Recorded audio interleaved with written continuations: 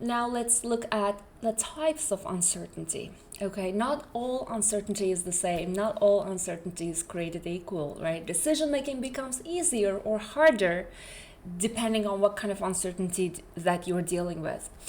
Let's look at the first type of uncertainty, which is risk. What does risk mean? We all use in our colloquial language. Risk means possible outcomes are known and probabilities are known or estimable, like failure rates from historical data, reliability testing, insurance models. Risk allows calculation. So these feel manageable because numbers are attached to it, because you can predict with some confidence levels. And the second one is uncertainty. Okay, uncertainty means outcomes are known, but probabilities are unknown. Like new technologies, new disruptive technologies, like pretty much everything that we talk about AI, we don't know what's going to happen. We don't know how AI is going to impact new markets or create new markets, new user behaviors, new policies, and most real engineering and business and design decisions live in the uncertainty area. And let's look at the third category, which is ambiguity. Ambiguity is very deep, okay? We're unsure whether our model of the situation is even correct, like ethical impacts of AI, right? Or social consequences of AI or automation, long-term effects of new technologies. Humans struggle with like ambiguity. I'm sure this can resonate with you. We often oversimplify or dismiss or ignore it, which can be dangerous. It's important to understand what is a risk, what is an uncertainty, and what is an ambiguity. Okay. I want to talk about why our intuition fails under uncertainty. Okay, let's talk about this. When uncertainty is high, people rely on intuition. That's inherently actually not bad. There's a reason why intuitions exist, right? Intuitions usually fail because of some particular cognitive phenomena, one of which is a cognitive load. Cognitive load refers to the amount of mental effort required to process information at a given time, and humans have limited working memory. And when a decision involves, usually we're dealing with too many variables, too much information, high time pressure, complex interactions, and our brain becomes like overloaded. And what happens when that happens? We experience cognitive load. What we do, we simplify problems too aggressively, we ignore important variables, we rely on shortcuts instead of analysis, we use familiar or easy options. And this is important because under uncertainty, high cognitive load pushes people to rely on intuition even when careful reasoning is needed. And cognitive load doesn't make us irrational, of course, but it makes us selective in what we process, especially when the systems are complex. But it's important to understand what important variables not to dismiss. Therefore, we need to be careful about the cognitive load. Okay, the second one is overconfidence, another very important cognitive phenomena that leads us to make poor decisions. Overconfidence is the tendency to overestimate what we know, how accurate our judgments are, how much control we have over outcomes. And people often feel more certain than the evidence actually supports. And common signs of overconfidence we can actually observe is that narrow confidence intervals, ignoring contradictory evidence, assuming past success guarantees future success, which is a very common one, underestimating uncertainty.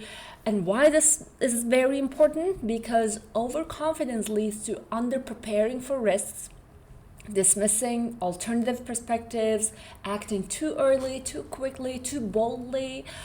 And the other very important cognitive phenomena is availability bias that I want to mention. Finally, another very important one, why our intuition may fail. What is availability bias, right? Availability bias is the tendency to judge the likelihood of an event based on how easily that example comes to mind. like recent events, vivid events, emotional events, frequently discussed events in the media feel more common than they actually are. For example, overestimating the risk of a rare disease or rare disaster, or a plane disaster, for example, or plane accident, right? Because we see that in the news coverage a lot. Assuming a technology failure is likely because one example went viral, and making decisions based on personal anecdotes instead of data. And why this matters in decision making is that availability bias skews risk perception and leads us to overweight dramatic outcomes and underweight statistically likely but less memorable ones. That's why our intuition may fail. And what feels likely is not always what is likely, right? We overweight recent events, dramatic examples, emotional stories. So these are the cognitive factors that are important to identify, to be aware of, because usually these are the reasons. Of course, these are not the only ones, but these are the most common ones that lead us to make poor decisions if we rely on our intuitions. Again, intuitions are not necessarily inherently bad, but these cognitive phenomena that we just mentioned usually cause our intuitions fail. And uncertain systems often provide delayed or noisy feedback, therefore intuition handles them poorly. Let's now talk about another important distinction in decision making, which is normative decision making and descriptive decision making. So this is a very important distinction, okay? Descriptive decision making asks, how do people actually decide? And answer is usually with heuristics, influenced by emotion, intuition, the context in which the decision is being made. And it's usually subject to biases, and this is the domain of psychology. So this was the descriptive decision making. The normative decision making asks instead, how should decisions be made given the rational axioms, given the goals, and given the data or information available to us?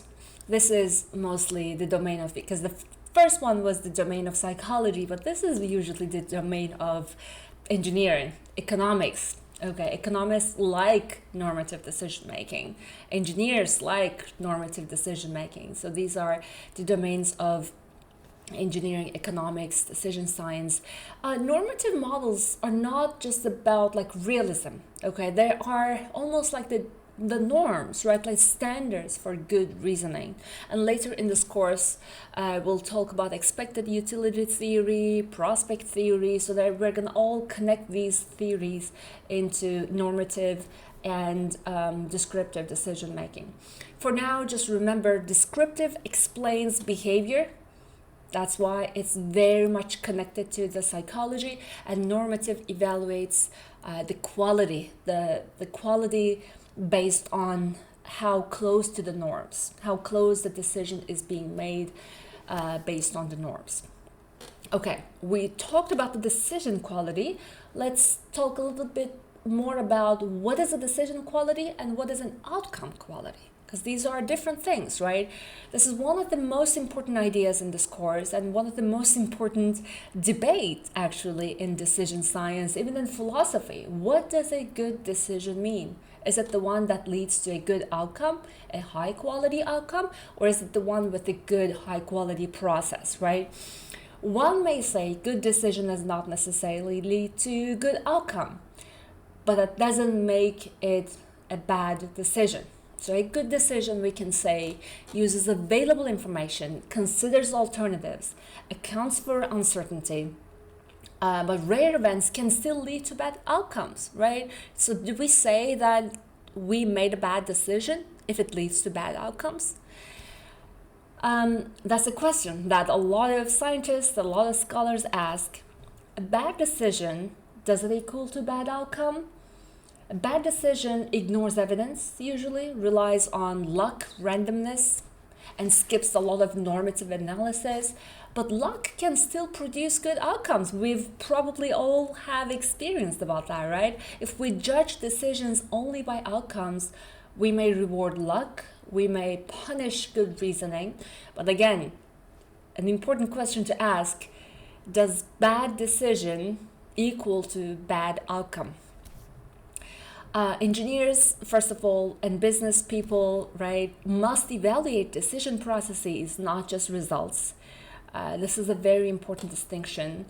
You need to be able to justify your decision process. In my opinion, that is one of the most important components of a high quality decision. Okay, you should be able to justify your decision process regardless of the outcome. So I'm a human AI interaction professor, so of course any topic that I teach, I need to teach how to use AI as a co-thinking partner. So I want to talk a little bit about that. So why this module exists, why I wanted to talk about this, how AI can help us think better is a very important tool, a very important thinking tool to understand. In this context, because we're learning about decision making, I want to address something very important. You might be thinking, if decisions are this complex and this uncertain, can AI just help us how to decide? And you've probably experienced that a lot. Sometimes when you want to make a decision, maybe you ask a generative AI. Yes, the answer is yes, but only if you use it correctly and smart. And needless to say, AI should not replace your judgment. That's definitely not what I advocate for. But we have such a great tool, and we're living in an AI era. Instead, we can use AI as a co-thinking partner to help us see the structure of a decision more clearly, have some clarity. That's why I teach my students, what does co-thinking with AI mean? So what does it mean, really? This means using AI to surface hidden assumptions, clarify and characterize uncertainty, expand options and decision alternatives, and stress test your reasoning. That's very important, okay? So if you want to identify your decision-making problem by using AI, here's some tools that you can actually use, okay? Let's connect AI directly to the 4 components we just learned. Let's talk about the decision alternatives. You can ask your generative AI what alternatives or what alternative actions might exist beyond the obvious ones, okay? AI is really good at expanding option sets, breaking false binaries, for example. Maybe you think that you have option A and option B, but maybe you have actually more, suggesting intermediate or hybrid strategies. So usually hybrid strategies are the best ones. But of course, you still decide which alternatives matter, right?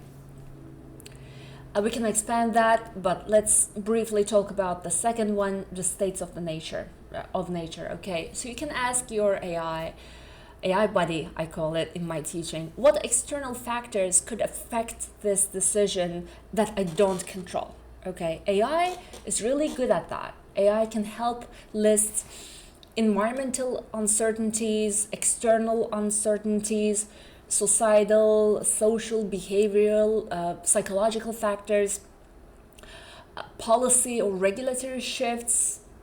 This is especially useful for reducing blind spots. This is very important because what we can't control is usually what we feel really stuck in our decision making. The third decision-making components that we can actually get some help from AI is outcomes and payoffs. You can ask your AI buddy what different consequences might follow under different scenarios. If this happens, then what may happen, right? You can ask these questions. AI can help you think beyond just the costs aspect, the performance, the financial outcomes, the psychological outcomes. You can also ask, what are the other factors, other consequences might follow under these scenarios. And now let's talk about the information, the fourth component of decision making, right? You can ask your AI buddy what information I'm potentially missing, what assumptions I am making, and what assumptions I may be missing, right? You can ask these questions.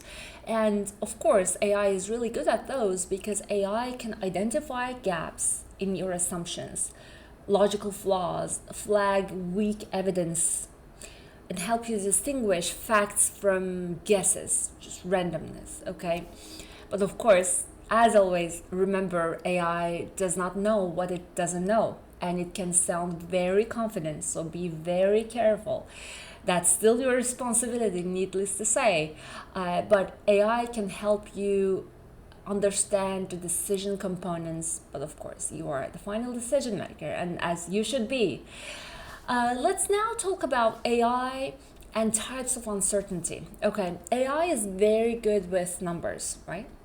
Situations where probabilities exist in the data, especially if you have a decision-making problem where you deal with a lot of data and information-rich data set. This is a very good opportunity for you to use AI.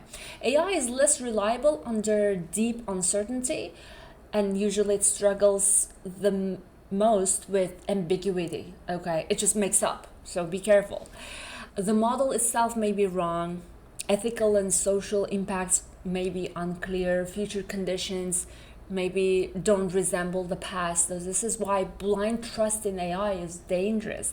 Of course, that's why your job is not to ask what does the AI say, but instead what type of uncertainty am I dealing with? Is it a risk? Is it an uncertainty? Is it an ambiguity? And how much trust is appropriate in this one?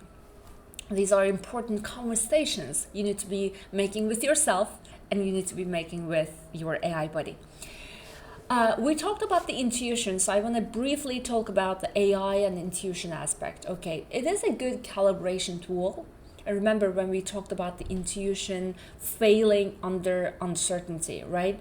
AI can actually help here, not just replacing intuition. And again, there is a reason why human mind develops intuition. Okay, this is a very important aspect of our human mind. It's like a miracle. But of course, it's important to say intuitions can fail, and it's important to understand when, under what circumstances it can fail, and how AI can actually help us think beyond our intuitions.